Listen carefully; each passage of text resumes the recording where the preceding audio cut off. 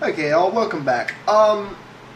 Eric goes on to talk about it in his videos. Like, I'm not going to play his whole video like I usually do, or even do cut segments of it, because I really want to try and get through this in 2 parts if at all possible. And I may wind up having one or 3, just what I got to talk about. Eric basically spends the rest of that video talking about Windows Mobile.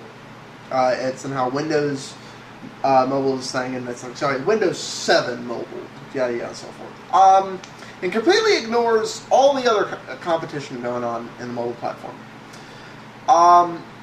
Here's the thing.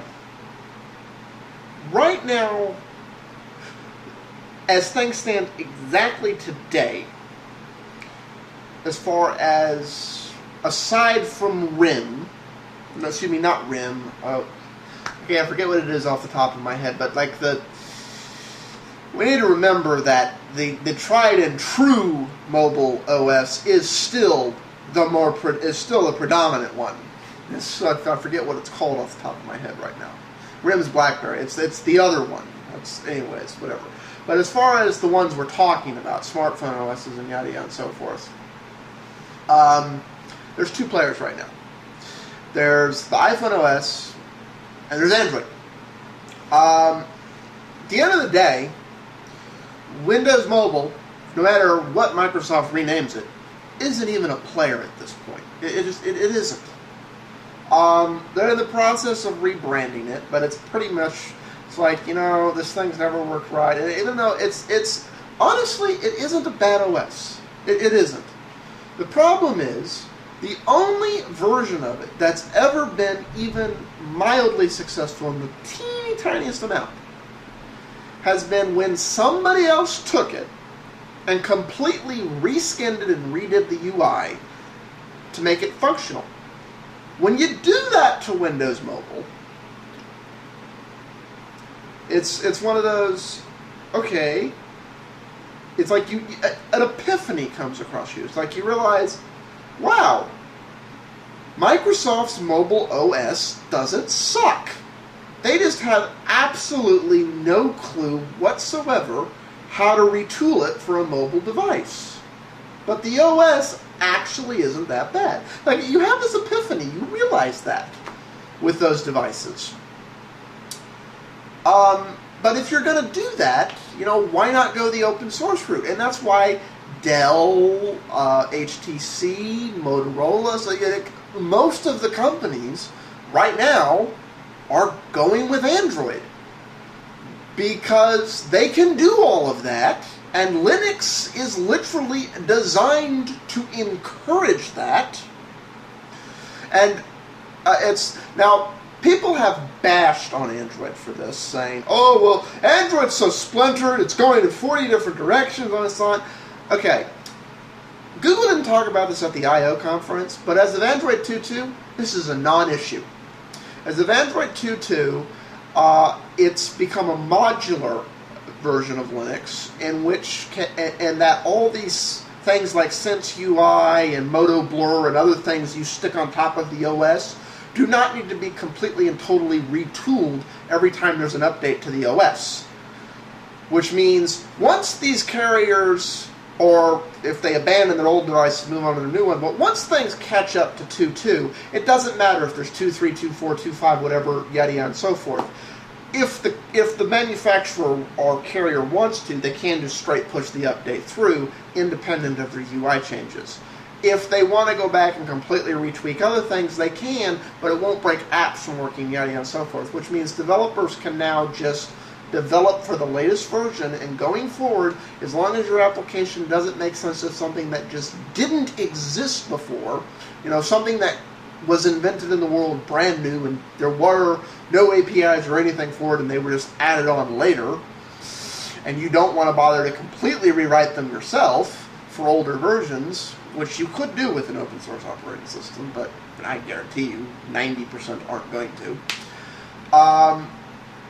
It won't work. So it's like, it'll say the app, what will happen now in the Android marketplace is it'll say, this app is for, let's say, hypothetical future world version 2.6. This app is for version 2.6. The following features, which were added to Android as a version 2.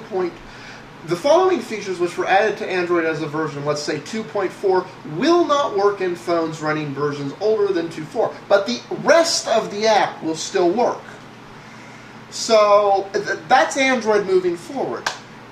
This is but one of the benefits of open source. It's an open architecture for an operating system. It's just the surface is beginning to be scratched, and this is a world Apple doesn't get at all. The other thing, and I think there's a third contender that's going to come into this whole market. We'll know in the next 2 years if that's the case, but I'm not counting WebOS dead yet. I don't particularly like it because it isn't open source and it isn't good, but for what it really is great. And WebOS is actually a perfect operating system for making the transition, because it's a cloud. Large parts of WebOS are cloud-based, which means it is the perfect operating system for making a seamless transition from how we all internet today and how all of us are hoping we will internet tomorrow. Which means if in an entirely uncharacteristic role, Hewlett-Packard actually puts their full weight behind WebOS and backs it, which is why I think they bought Palm in the first place. A lot of people have speculated on this. So it's really going to depend whether or not they can follow through with it. And I would love nothing more than to see this happen, just because 3 people competing against each other is better than 2. And that'll help push both Android and iPhone OS platform forward. But again, it's like this is a world Apple doesn't really get. And the reason I say that is because you just have to look at the iPad to realize that. Apple is sitting up here preaching at the top of their lungs. Flash is dead, Flash is old, everybody move forward to HTML5, everybody rework the web to HTML5. That sounds great, and I'm all for it. But Apple doesn't get that world. And the reason I know Apple doesn't get that world is because of the type of device the iPhone is, the type of device the iPad is, and I have a feeling it's going to be true with the iPhone 4. We'll find out when people start doing tests like this with the iPhone 4. But a lot of people don't realize HTML5 doesn't run worth a crap on the iPad. It doesn't really run right. I think this has to do with the fact that the way the A4, of what the A4 processor is. Because what it is Apple went and made their own processor in which they took everything out they didn't think they needed to save battery power. And by the way, it isn't the most power efficient system that's capable to make these days. Some of the Android tablets using standard parts but using the optimizations you can do when you control an OS are, according to the spec sheets and stuff, going to have better battery life than the iPad. And I think the parts of the processor Apple chose not to include because they didn't see any need for it is why the JavaScript and HTML5 and other things don't run like it should on a 1 gigahertz chip.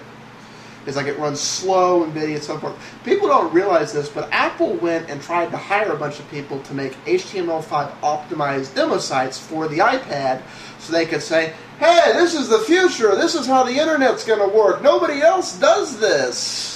So they could kind of claim they owned HTML5. Well, it was a good bounty for us, and people tried to do this. The reality is the iPad can't run sites like that. It can't. They run slow. When you start trying to do actual 3D animation stuff, they just go, rather than rotating at the full speed they should, and other things. So, you know, that's proof Apple doesn't really get this world. Now, remarkably, all this stuff works fine when it's running through an app. But as far as through a free and open web, and the whole idea behind HTML5 is I don't have to write anything special for your device. I don't have to write my code to be optimized for your device. I write one version and it just works everywhere, which the iPad can't do. I'm up on time. I'm going to have to... I may or may not do one more part here. You know what? Actually, I'm just going to leave that on that. We will find out, because my guess is anything I'd say here is speculation at this point. And until we know the actual facts of if Apple and Microsoft are getting together and under what terms it's happening, there's not really anything else to say on this issue that wouldn't just be speculation and my ideas on what's going to go on in the industry. So, peace out all.